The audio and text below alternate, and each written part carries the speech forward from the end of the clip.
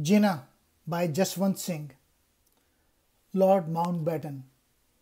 I tried every trick I could play to shake Jinnah's resolve. Nothing would move him from his consuming determination to realize the dream of Pakistan. The date I chose for independence came out of the blue. I was determined to show I was master of the whole event. The partition of India, 1947, some call it as Gandhi vivisection, has without doubt been the most wounding trauma of the 20th century. It has seared the psyche of the 4+ generation of this subcontinent. Why did this partition take place at all? Who was or is responsible? Jinnah, the Congress Party, or the British?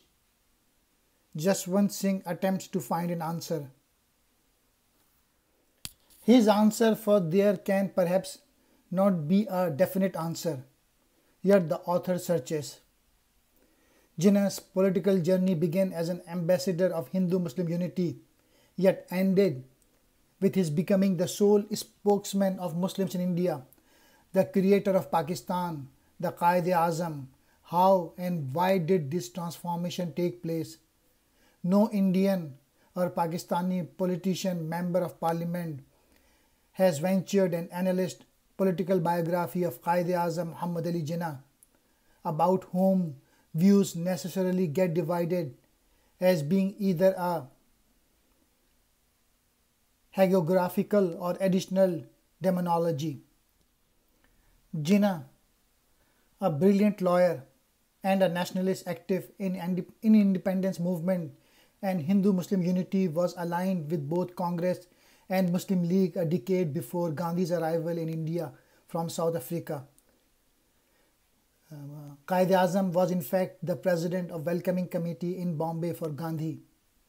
In a few years, Gandhi took over Jinnah as a national leader with his civil disobedience movement. However, after Chori Chora incident in 1922, Gandhi shelved his movement for 8 years.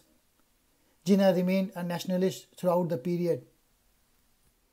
The path of the two leaders, Gandhi and Jinnah, crossed again when British government invited leaders of all political parties for a series of roundtable conferences starting in 1930. There, the Muslim delegation begged Gandhi to allow Muslims some minority rights so they could participate in independence movement step by step with the majority Hindus. Gandhi, however, showed his inability due to the opposition of Hindu Mahasabha. That was the final parting of ways of Congress and the Muslim League. Jinnah left India to settle in UK. In 1934, when Muslim League requested Jinnah to return to India with lifelong presidency of the party on offer, he made up his mind to have no more compromises with the Congress. Opportunity came their way in May 1946 to avoid a partition when cabinet mission came to India, offering a weak federal center with most of the powers in the hands of provinces. Jinnah even accepted the offer. However, Nehru, supported by Gandhi, played legal games with simplistic but sincere Lord Wavell, who got sacked by British Prime Minister Attlee. In a few weeks, Mountbatten replaced Wavell. He worked his charm on Nehru and Patel, offering them even quicker transfer of power. If Congress accepted partition, Nehru's lust for quick grab of power did it, who along with Patel accepted partition without consulting even Gandhi, who remained opposed to partition but did not do anything in view of his two favorite lieutenants having given their word. So who caused the tragedy of India partition? In the end, it comes down to Mountbatten's vanity, incompetence and haste to leave, Nehru's lust and haste for grab of power, Jinnah's determination, and Gandhi's mistake during the crucial period of 1930 to 46. Congress for pushing Jinnah away and pinning him on a corner from where Pakistan was the only option. Jinnah not only fought the British for an independent India but also fought resolutely and relentlessly for the interest of the Muslims of India. On a question to Jaswant Singh to whether Jinnah was a great man, Jaswant Singh said, "Oh yes, self-made man who resolutely worked towards achieving what he had set for himself." While referring to the plight of the Indian Muslims today, Jaswant Singh said, "Look into the eyes of the Muslims that live in India, and if you truly see through the pain in which they live in and which they belong, we treat them as aliens." I admire certain aspects of Jinnah's personality, his determination and the will to rise. He was a self-made man. Mahatma Gandhi was the son of a diwan. All these people, Nehru and others, was born to wealth and position. Jinnah created for himself a position. He carved a Bombay position for himself. He was a poor that he had to walk to work. He told to one of his biographers that there was always room at the top but no lift, and he never sought a lift. Jaswant Singh said that Indian leaders had not only misunderstood Jinnah but made a demon out of him. Singh also said that the view held by many in India that Jinnah hated Hindus was a mistake.